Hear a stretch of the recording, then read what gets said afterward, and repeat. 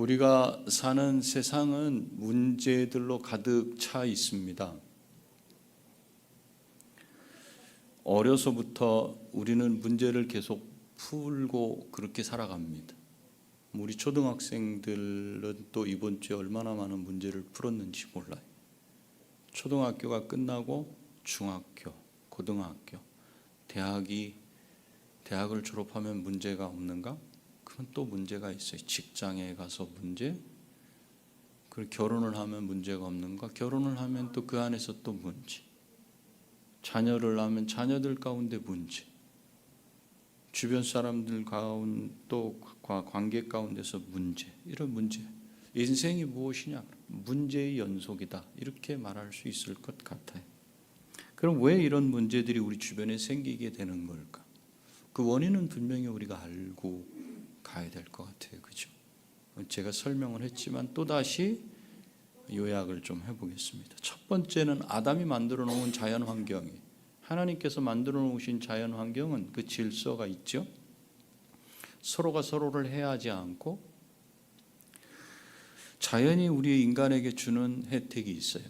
그런데 아담의 타락 이후로는 점점점 자연이 우리에게 고통을 주고 있어요.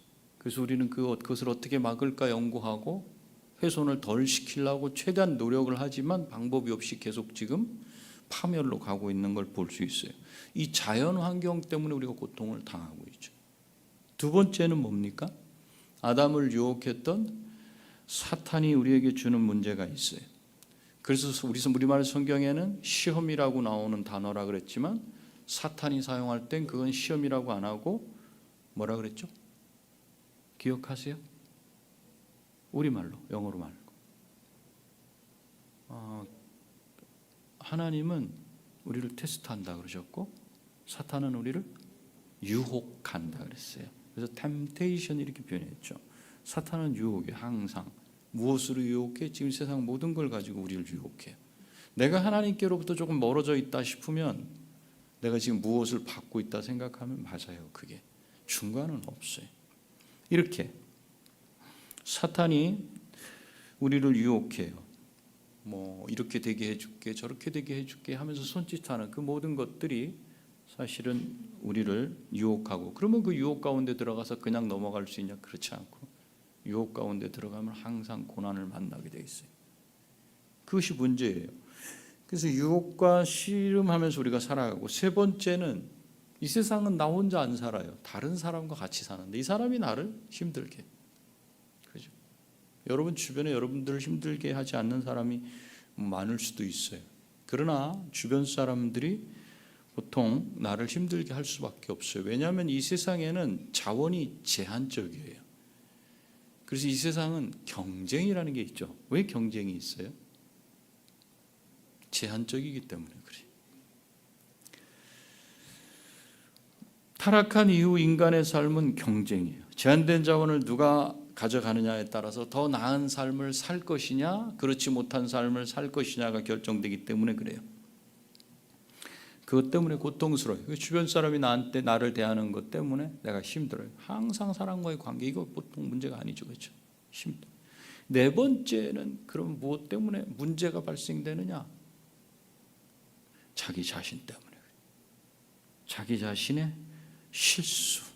이런 세상에 살게 되다 보니까 자연스럽게 생겨난 것이 세상 속에서 어떻게 살아남아야 할지를 배우고 익히고 단련이 되어가고 주변 사람들을 보면서 나는 익숙해져 가요. 결국 자기가 만들어 놓은 삶의 방식, 그 틀이 자기 발목을 붙잡는 그런 족쇄같이 된 거예요. 그래서 자기가 만든 문제로 인해서 고통을 당해요. 그걸 보통 실수라 그래요. 자기의 실수로 인한 문제. 인간에게 발생되는 문제는 이 네 가지 범주 안에 들어가 있어요. 우리는 이렇게 문제로 둘러싸여 있어요. 저는 문제 없는 인생인데 이렇게 하실 수 있지만 제가 저렇게 증거를 딱 들이대니까 그 누구도 반박은 못할 거예요. 내가 아닌 다른 사람, 내가 한 것도 아닌 이 자연 환경 때문에, 그리고 보이지 않는 영적인 마귀의 영향력 때문에. 그러니까 문제로 둘러싸여 있다고 말하는 게 맞죠. 우리는 문제 속에서 살아가면서 수없이 많은 문제들을 우리 스스로 만들고 살아가요. 그러면 여기서 우리라고 말하는 우리는 이제는 제한적으로, 한정적으로 예수 그리스도를 믿는 신자들. 그러면 우리는 문제 속에서 살아가면서 수없이 많은 문제들을 우리 스스로 만들어가고 살아가는데, 그럼 이런 문제들 속에서 허우적거리는 우리를 향해서 하나님은 무엇을 하시는 걸까? 그리고 나는 내게 일어나는, 그리고 일어난 그런 문제를 어떻게 대해왔고 어떻게 대하면서 살아가야 할까? 오늘은 말씀을 통해서 이걸 좀 봤으면 좋겠어요. 이런 문제투성이 속에 내가 있는데 과연 하나님은 뭘 하시지? 나는 그러면 어떻게 그 문제를 대하고 살아왔지? 이 두 가지. 우리는 지금 야곱의 일생을 따라오고 있어요. 야곱을 보니까 야곱은 어떤 사람인가? 굵직굵직한 그 줄기들을 딱 보면 문제가 많은 사람이에요. 그러면 성경은 야곱의 일생을 통해서 우리에게 무엇을 보이게 하시려고 하는 걸까? 그것이 우리가 성경을 보는 눈이 돼야 되겠죠? 야곱이나 나나 내 인생이나 비슷비슷하네. 공감하는 정도를 하라고 여기 기록된 건 아니에요. 그래서 성경을 볼 때 그걸 놓치면 안 돼요. 야곱 보니까 나랑 비슷해요. 나 같은 인생이 그러네요. 사람이 다 그렇군요. 그렇게 사는군요. 이걸 깨달으라고 성경에 길게 기록해 놓은 건 아니에요. 그러면 야곱을 통해서 성경은 우리에게 무엇을 보이려고 하는 걸까? 야곱이 겪은 문제들을 통해서 야곱을 보지 말고 그런 사람을 하나님이 어떻게 대해 오셨는지 그 하나님을 보게 하시려는 거예요. 그것은 다른 말로 하면 저와 여러분이 문제 속에서 허우적거리는데 그 문제 속에서 내가 어떻게 대하고 어떻게 살아왔는지 자기 자신을 들여다보면 그런 인생이네 라고 말하고 고개가 숙여질 수밖에 없지만, 그런 인생을 하나님은 어떻게 대해 오셨는가, 이걸 야곱의 일생을 통해서 우리에게 보게 하시려는 거예요. 여기서 놓치면 야곱만 보게 돼. 사람만 보게 돼. 우리가 이 세상을 신자로서 살아갈 때도 보통 보면 사람을 봐요. 사람. 그게 아니라 그런 사람을 하나님이 어떻게 대하시는지를 발견하지 못하면 사람 때문에 넘어져요. 그 신앙생활 하기가 어려운 거예요. 하나님은 야곱이 겪어온 이런 문제들 가운데 간섭을 하셔서 어떻게 해결해 나가시는 분이신가? 이걸 우리에게 배우게 하시려는 겁니다. 그러니 우리의 초점을 야곱을 읽고 있지만 야곱이 아닌 하나님께 맞춰야 오늘 본문이 보여요. 1절 말씀을 보니까 하나님께서 야곱에게, 이제 야곱은 죽게 생겼잖아요. 멸망당하게 생겼어요. 그 야곱 족속이 다 죽게 생겼어요. 하나님이 아브라함에게 약속하셨던 하나님의 나라가 이걸로 끝난단 말인가? 아브라함부터 보셨다면, 생각을 하고 계신다면 야곱에서 이게 다 죽으면 안 되는데 주인공은 안 죽어. 이렇게 넘어갈 수 있는 상황이 아니에요. 왜 그런가? 우리는 문제 속에 살아간다 그랬어요. 지금 다른 사람과의 문제 가운데 야곱이 실수를 했어요. 그 실수로 주변 부족들이 다 칼을 들게 만들었어요. 그래서 죽게 생겼죠. 그런데 1절에 보면 하나님께서 실수는 야곱이 했는데 살 길을 열어주셔요. 야곱에게, 두려워 떠는 야곱에게 뭐라고 말씀하셔요? 베델로 가라. 거기서 살아라. 거기서 에서를 피하여 도망갈 때 나타났던 하나님께 단을 쌓아라. 이렇게 말씀하셔요. 야곱은 이 말씀이 무슨 뜻인지 정확하게 잘 알고 있어요. 야곱이 형 에서를 피해 도망갈 때 하나님이 나타나셔서 하신 말씀이 있죠.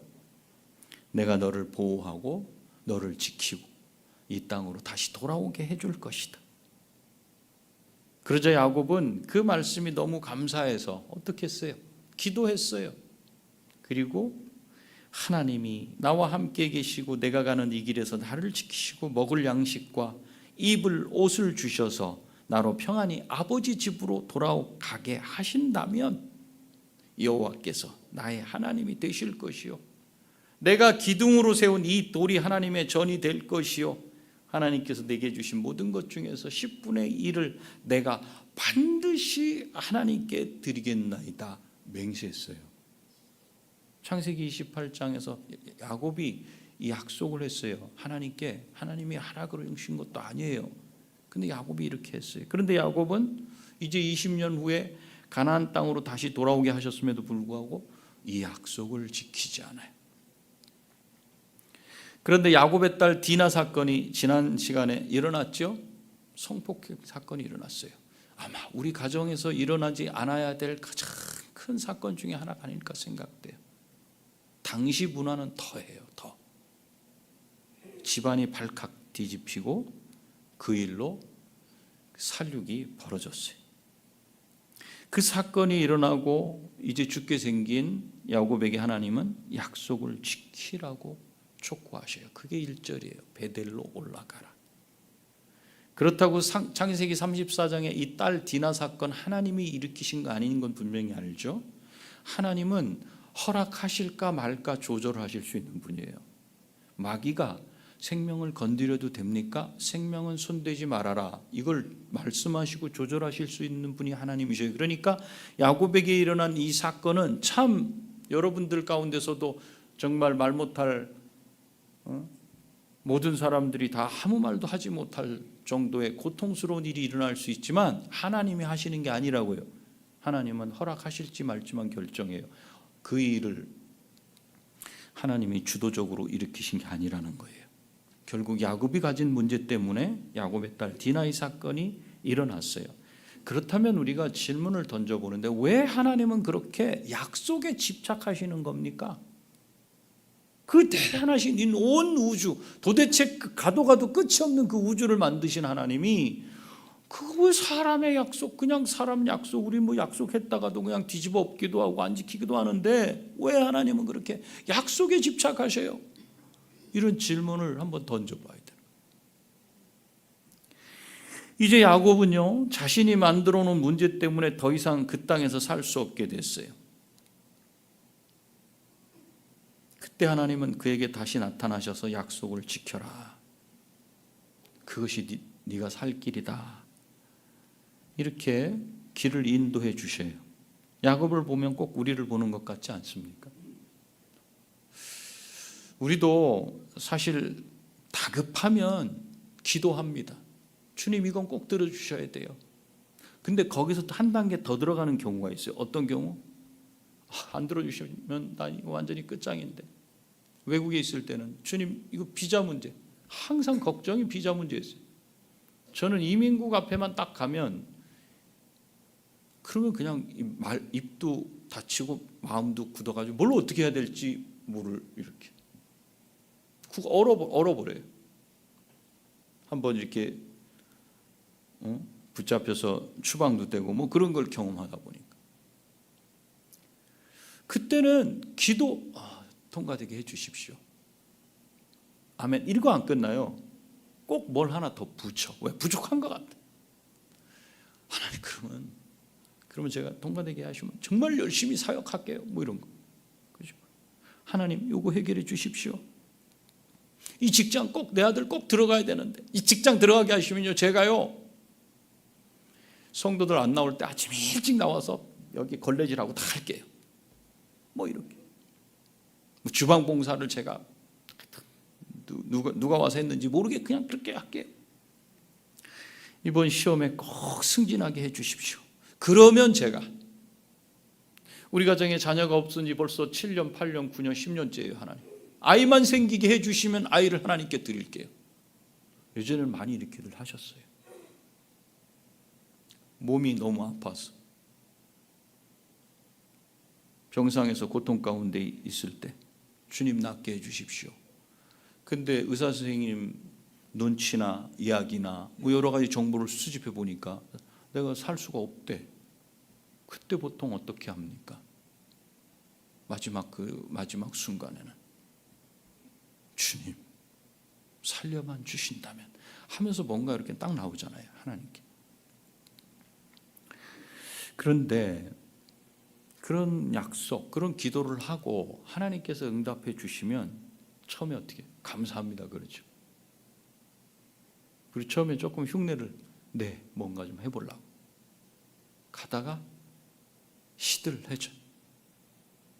그런데 하나님이 가만 계셔. 에이, 하나님 이제 해결 다 됐겠지. 하나님과의 약속을 우리 이렇게 땜빵식으로 하질 않는가? 아니면 약속은 했지만 고침받고 뭐가 해결되고 나서는 그냥 금방 잊어버리지 않나? 화장실 들어가기 전엔 정말 급해가지고 그냥 이런저런 사정을 말하는데 갔다 오고 나서 시원하고 나서는 내가 언제 그랬나는 듯 그러지 않는가? 하나님을 그렇게 대하지 않는가? 이렇게 살아온 우리를 하나님은 어떻게 대해 주셨어요? 그렇게 사니까 하나님이 어려움을 주셨습니까? 어려움을 주시지 않습니다. 도리어 하나님과의 약속을 어기면서 살아온 내 삶의 방식, 하나님을 피해서 살 수 있겠다고 살아온 만들어낸 내 삶의 방식, 태도, 이것이 무엇을 만들게 했냐면 실수를 만들어내게 해요. 가만히 우리가 돌아보면요, 내 인생의 실수는 어디서 나오는가? 이게 맞겠다고 선택한 그 길을 계속 붙잡고 따라간 거기서 발생돼요. 그것 때문에 문제를 끌어안고 매일 살아가는 게 우리의 인생이 아닌가. 여러분들은 하나님과 약속을 한 게 있습니까? 재밌게 놀게 해주십시오. 여러분 한번 생각해 보세요. 저는 기도를 별로 안 하기 때문에 약속 그런 거 하지 않습니다. 이런 분이 있죠. 저는 기도는 하는데 그 벼랑 끝에 서본 적은 없습니다. 앞은 홍해 바다고 뒤에는 애굽 군대가 들어오는 그 중간에 선 경험이 없습니다. 저는 거기 서서 신학교를 가게 됐어요. 5년간 안 가려고 하다가 하나님이 새벽에 기도하는데 그 앞에 딱 데려다 놓으시더라고요. 죽을 것 같더라고요. 이제 나는 죽었다. 그때 제가 손 들었어요. 하나님 살려주십시오. 그러고 간 게 신대원이었어요. 여러분 한번 생각해 보세요. 하나님과 기도할 때 약속한 거 있어요, 없어요? 생각이 안 날 것 같아서 제가 증거를 갖고 왔어요. 어떤 건가? 여러분 세례 받을 때 한 서약 있죠? 안 하신 분 없어요? 세례 받으신 분? 세례 1번, 자 같이 읽습니다. 시작.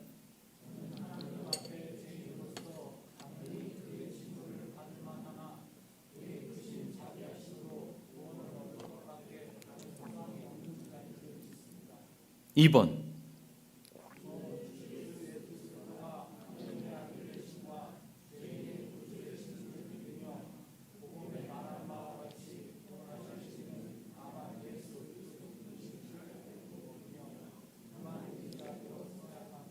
약속했어요, 안 했어요? 그만 의지하기로. 3번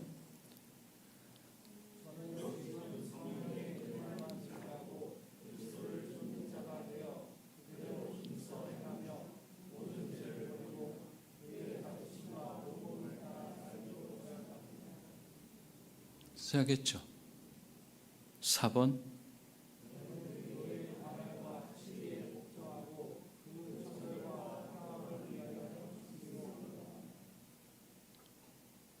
나는 한 게 없다. 그래도 이거는 안 하신 분은 없을 거예요. 이것이 여러 증인들 앞에서 세례받을 때 세례받은 신자가 하나님께 그리고 사람들께 약속한 내용이에요. 근데 이 약속을 지키고 있어요? 자, 세례 안 받으신 분들은 그럼 나는 세례 안 받았기 때문에 저 약속은 한 적이 없어요. 이럴 수 있죠. 여러분 예배가 뭐죠? 저 예배당의 문을 열 때는 항상 그 마음을 가져야 돼요.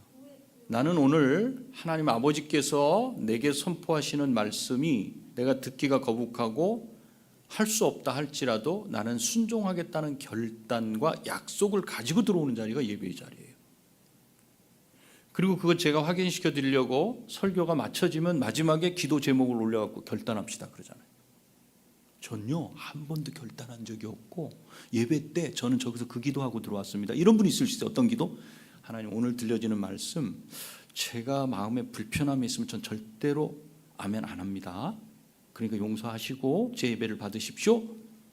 저는 그렇게 기도했습니다 하는 분이 있을 수 있어요. 그렇지 않았다면 여러분은 다 예배의 자리에서 주님 그대로 할게요, 말씀하시면 제가 그대로 살아볼게요. 내가 0.0000001% 정도밖에 할 수 없다 할지라도 그렇게 할게요 하는 약속을 다 했어요. 그래서 우리는 하나님과의 관계 가운데 약속하면서 사는 사람이에요. 그런데 어떻습니까? 잘 지키고 살고 있습니까? 우리는 이렇게 안 지키고 살지만 그러면 하나님은 그렇게 안 지키는 우리를 향해서 어떻게 하시는가? 그걸 야곱을 통해서 계속 만나셔야 되는 거예요.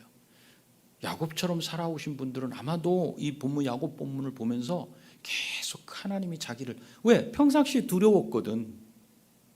나는 잘 그렇게 하지 않는데 하나님은 내게 어떻게 대하셨지? 그 질문을 갖고 있었어요. 근데 보니까 하나님은 나를 어떻게 대하시? 그래서 나한테 벌을 주시는 건가? 내가 이 고통 가운데 들어가게 하시는 건가? 뭐 여러 가지 질문을 던질 수 있어요. 하나님은 어떻게 해오셨어요? 하나님은 변함없이 자신의 약속을 지켜오고 계셔요. 그 약속이 뭔지 아세요? 예수 그리스도를 닮아 거룩하게 만드시는 거예요. 무사히 하늘나라로, 하나님의 나라로 들어가게 하시는 거예요. 문제가 많고 약속을 안 지키는 야곱에게도 하나님은 하나님의 약속을 계속 지켜가셔요. 야곱은 자기에게 일어난 멸망당할 위기 가운데서 하나님이 자기를 어떻게 지금까지 대해 오셨는지를 깨닫게 됩니다. 그래서 이렇게 말합니다. 3절에서 일어나 베델로 올라가자. 나의 환난 날에 내게 응답하시며, 내가 힘들고 고통스럽고 절망의 위기 가운데 벼랑 끝에 서 있던 그때 내게 응답하시며, 벼랑 끝에 선 정도는 아닐지라도 내가 힘들어 고통스럽고 눈물로 하나님 앞에 울부짖을 때 그때 하나님께서 내 손을 잡아주시며, 지금 그걸 얘기하는 거죠. 나의 가는 길에서 나와 함께 하신 하나님께 내가 거기서 단을 쌓으려 하노라. 무슨 뜻이에요? 이제는 자녀들에게 다 고백하는 거예요. 집안 사람들한테 다 얘기해요. 하나님은 내게 하신 약속을 다 지키셨다. 그런데 나는 그렇지 못하고 하나님을 이렇게 10년 이상을 또 가나안 땅에서 대했다. 이걸 고백하는 거예요. 그런데 딸 디나 사건으로 또 어떤 문제가 발생됐어요? 야곱이 살고 있는 땅 주변 부족들에게 야곱의 가족 전부가 다 멸망당할 위기에 처해진 거잖아요. 그들은 야곱의 가족을 주목하면서 공격할 이제 타이밍을 딱 계산하고 있어요. 성에서 나오기만 하면은 우리가 딱 덤벼들면 되겠다. 그런데 야곱은 베델로 가자고 그래요. 군사들이 적을 때는 성 안에 있어야 살지 바깥에 나오면 다 죽습니다. 그런데 야곱은 자기의 생각을 포기해요. 여태껏은 자기를 의지하고 자기 방식대로, 삶의 방식대로 살아왔어요. 그래서 실수하고 문제 생기면 고통 가운데 또 울부짖고, 그러다가 하나님이 도우셔가지고 어떻게 했다 그러면 거봐 우리 하나님인데 말이야, 이렇게 하나님 이름이나 들먹거리면서 이렇게 살아왔던 게 야곱이었어요. 그런데 지금은 자기의 방식을 내려놓고 하나님 말씀 의지해서 누가 생각해도 실패하는 그 길로 갑니다. 그 성을 벗어나면 야곱은 죽습니다. 그게 주변 세상에 놀리고 원리고 세상 사람들이 다 말하는 그 길이에요. 근데 그 길 안 가요. 그 길 안 가요. 그럼 하나님은 어떻게 약속을 지키셔요? 베델로 올라가라고 그러셨는데, 그러면 그 노출된 길에서 활만 쏴도 다 죽게 생겼는데 그럼 그렇게 하시는가? 5절 보세요. 5절 말씀 한번 읽습니다. 시작. 떠났으나 하나님이 그 사면 고을들로 크게 두려워하게 하셨으므로 야곱의 아들들을 추격하는 자가 없었더라. 이게 무슨 뜻이에요? 준비를 주변에서 공격하려고 다 했는데 하나님께서 뭘 하셨어요? 밤중에 우박을 떨어뜨리셔서 다 죽였어요? 아니요. 무엇을 건드렸어요? 마음을 건드리셨어요. 마치 여호수아 2장에 보시면 이제 나중에 이스라엘 백성들이 요단강을 건너서 가나안에 들어가지 않습니까?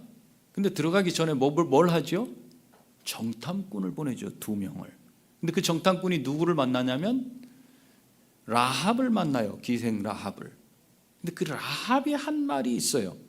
그게 여호수아서 2장 9절에서 11절인데 제가 읽어드립니다.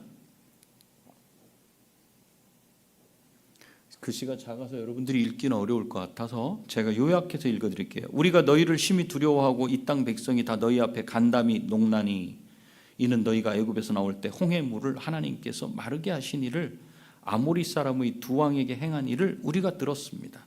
우리가 듣자 곧 마음이 녹았고 너희 때문에 사람이 정신을 잃었나니 너희 하나님 여호와는 개역 성경으로 말하면 상천하지에 하늘 위 하늘 아래에 하나님이시라.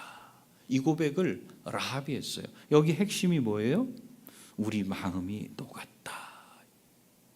하나님이 무엇을 건드리시는가? 하나님이 하시는 일로 그 사람들의 대적들의 원수들의 마음을 녹이시. 지금 여기도 야곱을 추격해야 되는데 추격하지 않게 됐어요. 왜 사람들이 공격할 만한데 왜 공격하지 않을까? 그 사면 고을 사람들에게 크게 두려움을 심어 주셨다는 말씀이에요. 이처럼 하나님이 주시는 공포가 야곱을 공격하려는 주변 사람들의 마음을 사로잡고 확 짓누르고 있었어요. 일어나지를 못해요. 야곱이 무서운 게 아니라 야곱과 함께 오신 그 하나님이 두려운 거예요. 그런데 길을 떠나는 야곱은 이 사실을 알까요, 모를까요? 여러분, 지금 우리가 읽은 이 사실을, 하나님이 이렇게 하셨다는 사실을 야곱이 알아요, 몰라요? 몰라요. 이건 모세가 기록할 때 기록자가 기록한 거지 그 길을 가는 야곱은 모른다고요. 마찬가지로 저와 여러분이 예수 그리스도를 믿는 믿음 안에서 살아가는데 문제가 생겼어요. 그 문제 때문에 하나님 앞에 또 기도하고 간구하고 하나님이 응답하시고 이거 해결이 됐는데 어떻게 됐는지는 몰라요. 근데 여기는 어떻게 됐는지를 써놨어요. 무슨 뜻이에요? 하나님이 이렇게 도우신다는 거예요. 아니, 그 사람들의 마음을 건드린 걸 어떻게 알아요? 이건 알 수 있어요. 피비린내가 나.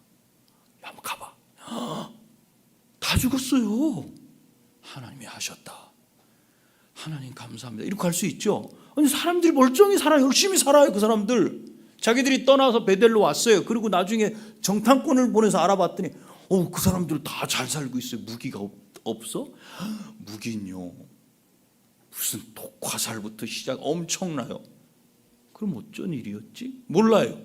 근데 여기는 가르쳐 주시잖아요. 마음 건드렸다 내가 이렇게. 이거는 야곱은 몰라요. 이것은 기록으로 우리가 읽으면서 그 상황을 아는 거지 야곱은 몰라요. 다만 야곱이 하나님 말씀에 순종해서 길을 떠났더니 아무 일도 일어나지 않았구나. 이 정도만 야곱이 알고 있고, 저와 여러분도 마찬가지로 삶을 살아가면서 내가 하나님 말씀에 순종해야 돼. 아니야, 이거 세상 사람들은 다 그 길로 가면 안 된대. 그런데 하나님은 이 길로 가기를 원하시는 것 같아. 가야 돼 말아야 돼. 갔더니 이 사람들이 생각과는 다르게 어떤 길이 열렸어요. 그럼 나는 그냥 하나님께 순종했더니 길이 열렸어요. 이 정도만 아는 거지 어떤 작업을 하셨는지는 몰라요. 여기 야곱 그거 모릅니다. 하나님께 순종했을 때 내 주변의 사람들과 나의 상황과 문제를 어떻게 하나님께서 해결하셨는지 우리는 다 못 봐요. 그건 조금은 알 수 있을지 모르겠죠. 그냥 우리는 그렇게 말하는 거예요. 문제 해결됐어요. 함드릴라. 하나님께 감사해요. 이렇게 말하는 거예요. 그냥 하나님께서 하셨어요. 이렇게 어떻게 하셨어요. 믿지 않는 사람이 물어요. 어떻게 하셨는지 얘기 좀 해줘봐. 아예 하셨어요. 니네 하나님이 계시다면 뭘 어떻게 했어? 저 사람들의 마음을 누르셨어요. 가서 확인해 봐봐. 확인할 수 있어? 몰라요. 그런데 하나님이 이렇게 일하시는 거예요. 항상 하나님은 이렇게 일해 오셨어요. 우리가 하나님께 급할 때 이렇게 하겠습니다. 저렇게 하겠습니다. 그러니 이렇게 꼭 좀 해주십시오. 약속하고 안 지켜왔어도 하나님은 끝까지 자신의 약속을 지키신다고 해서, 응답하신다고 해서 내가 그때 했던 약속 지킨 걸로 하는가 보지? 이러고 넘어가시면 안 된다는 거예요. 야곱은 하란으로 도망갔을 때 삼촌을 통해서 겪은 문제들이 있었어요. 굵직한 것만 생각하자면 다시 가나안으로 돌아올 때 추격해오는 삼촌과의 문제 있었어요. 다 죽을 곱이에요. 형 에서를 만나야 하는 일, 그 앞에서 두려움에 떨었던 일도 있었어요. 딸 디나의 사건도 있었어요. 이런 여러 가지 어려운 문제를 통해서 하나님은 야곱의 뭘 건드리시냐면 야곱의 마음을 변화시키시는 거예요. 저와 여러분의 마음을 변화시키시는 거예요. 그 변화를 통해서 하나님과의 약속을 지키도록 계속 권면해 오시는 거예요. 우리가 오해하는 부분이 있어요. 하나님께 약속하고 기도한 내용대로 살지 않는다고 하나님은 나를 이렇게 안 좋은 환경 가운데 있도록 하신 거 아닌가? 그랬다면 왜 요만큼만 하실까요? 그렇게 하시는 분이 아니라는 거예요. 하나님은 살 길을 열어주시면서 여태껏 나를 이끌어 오셨어요. 야곱은 자기가 멸망당할 수밖에 없는 이 상황에서 하나님과의 약속이 뭔지 압니다. 그리고 하나님께 단을 쌓는다는 것은 단순하게 하나님께 다시 예배 잘 드릴게요, 그것만이 아니고 지금부터 보자면 30년 전에 하나님과 그 관계 가운데 맺어졌던 그때 마음, 화장실이 정말 급했을 때 그 마음을 알고 있어요. 그게 뭐였어요? 반드시 10분의 1 드린다 그랬죠. 반드시 하나님만 섬기겠습니다. 다른 거 의지하지 않을게요. 반드시 하나님만 섬기겠습니다. 그래서 가족 전체에게 하나님만 섬기는 데 필요한 준비를 하게 한 거예요. 그게 2절 말씀이잖아요. 야곱이 이에 자기 집안 사람과 자기와 함께한 모든 자에게 이르되 너희 중에 있는 이방 신상들을 버리고 자신을 정결하게 하고 너희들의 의복을 바꾸어 입으라. 왜 안팎으로 깨끗하게 하란 이 명령을 자녀들에게 내렸어요. 내가 30년 전에 하나님께 화장실 갈 때 정말 급할 때 했던 약속이 있어. 하나님만 섬길게요. 다른 건 안 섬길게요. 근데 여기 지금 나타난 건 다른 걸 섬기고 있었다는 거예요. 이제까지 야곱은 하나님을 섬긴다고 하면서 자기 가족이 뭘 섬기든지 내비뒀어요. 예를 들면 목사인 제가 저희 자녀들에게 뭐 절에 가든지 인생이 좀 뭐 꿈자리가 뒤숭숭해서 점을 보러 가든지 뭐 굿을 해야 되겠다고 산에 가서 굿을 하든지 아니면 뭔가를 의지한다고 이상한 부적 같은 걸 주머니 넣고 다니든지 가정의 평화를 위해서 괜히 말했다가 그냥 폭탄 날라오면 안 되니까 가정의 평화를 위해서. 또 종교의 자유가 있는데 제가 이거 고발합니다. 법이 무서워서. 교회 목사고 장로인데 그냥 내버려 두고 오랜 시간이 지나지 않았나? 야곱의 삶이었어요. 특별히 외삼촌 집에서 도망쳐 나올 때 라헬이 뭘 갖고 나왔죠? 드라빔 갖고 왔죠. 그게 조그만 우상 덩어리예요. 그런 것들 하나씩 다 갖고 있어요. 그 다음에 세겜성에서 노력해올 때 그 사람들의 섬기는 그런 거 있죠. 딱 보면 알아. 아, 이거 우상이네. 그거 다 갖고 와서 금이고 은이고 이거 섬기고 살았던 거예요. 그래서 지금 말씀에 보면 그걸 다 정리해서 노력해온 것도 다 내놓잖아요. 그래서 세겜 근처 상수리 나무 아래 묻었어요. 그리고 그곳을 그리고 베델로 올라와서 엘 베델이다. 베델의 하나님이다. 여기는 하나님의 집이다. 하나님의 집인 곳에 계시는 하나님이시다. 또 이렇게 이름을 지었잖아요. 이렇게 하고 났더니 하나님이 뭐라고 말씀하시냐면 9절 보세요. 야곱이 밧단 아람에서 돌아오매. 가나안 땅엔 이미 10년 전에 들어왔지만 이제서야 하나님이 돌아왔다. 이렇게 말씀하셔요. 하나님께 약속한 대로 이제 하나님 앞에 돌아오는 겁니다.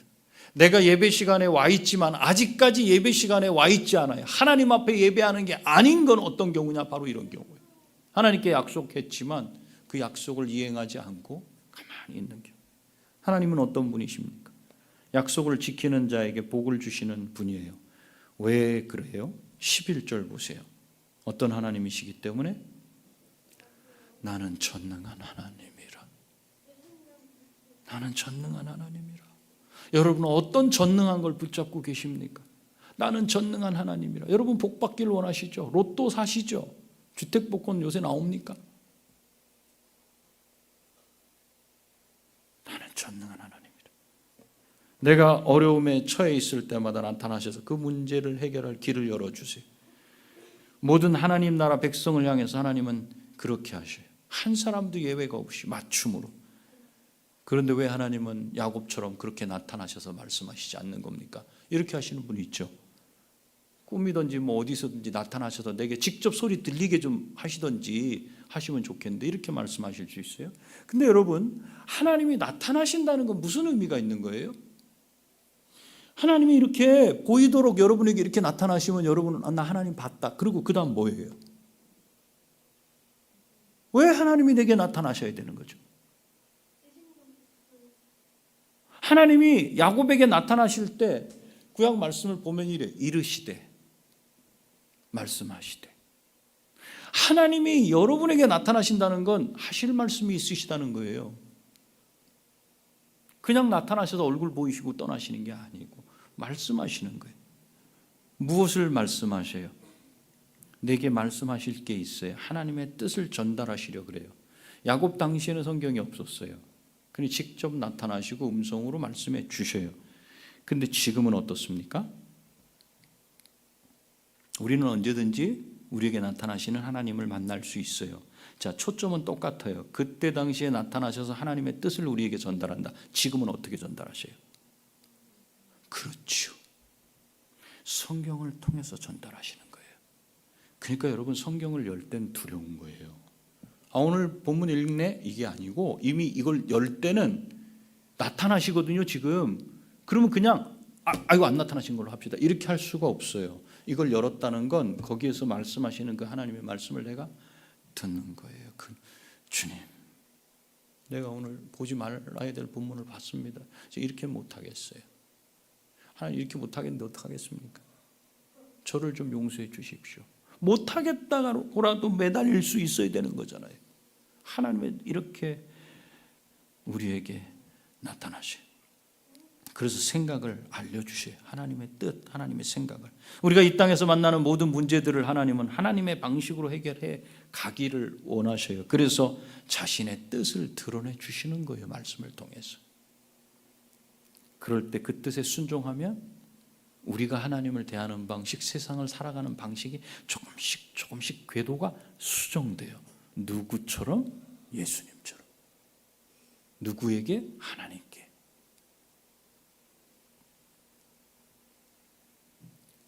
그럼에도 불구하고 문제가 해결해 주시는데도 불구하고 남아있는 문제들이 있죠. 그거 왜 그런가?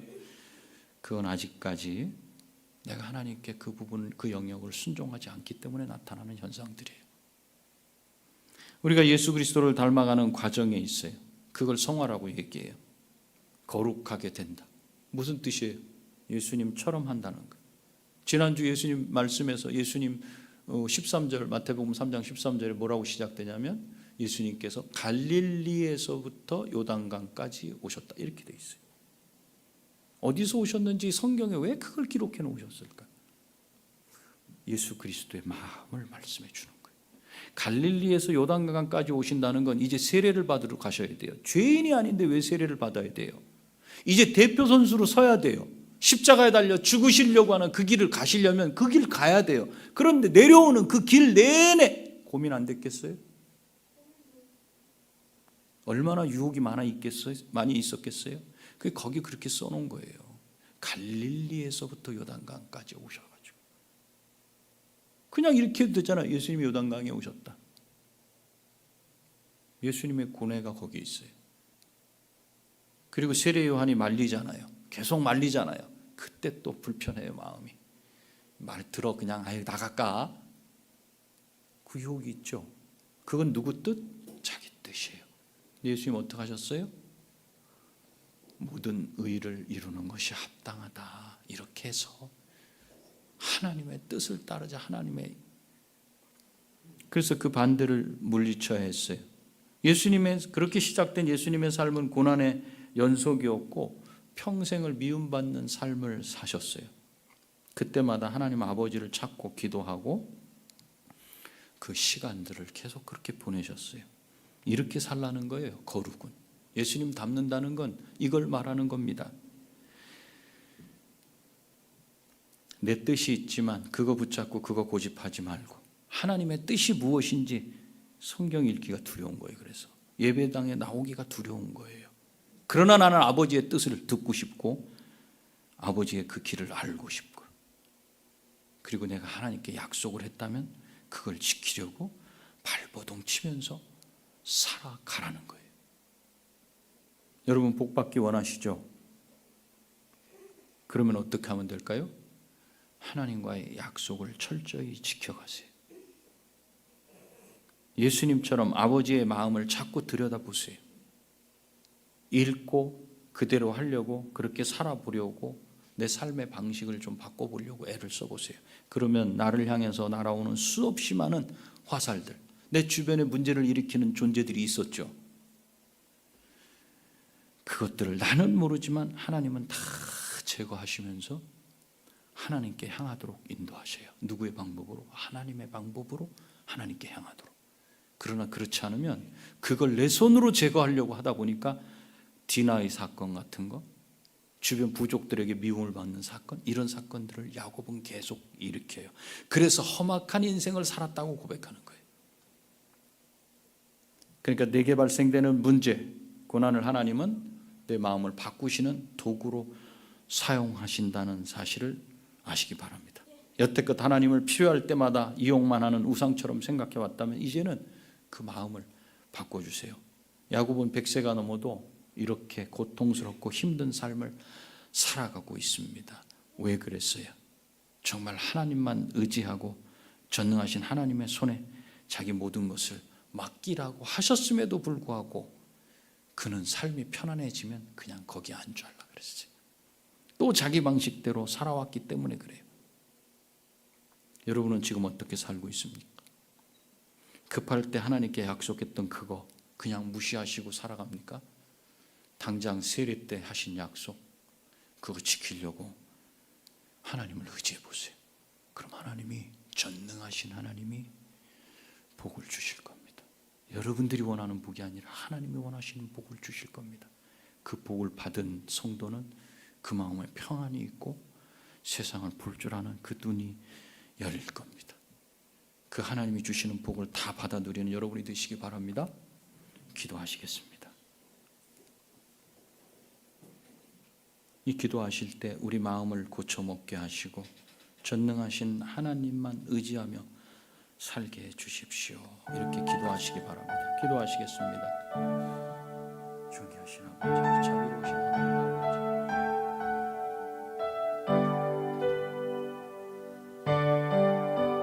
신령의 약속을 지키게 하여 주시옵소서. 신령의 약속을 지키게 해 주옵소서.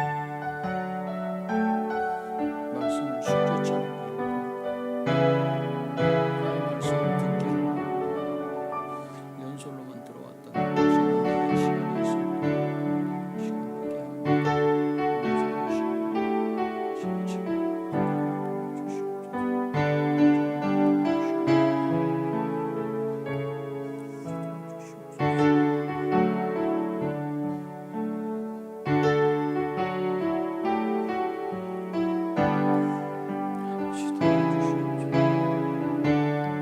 주님,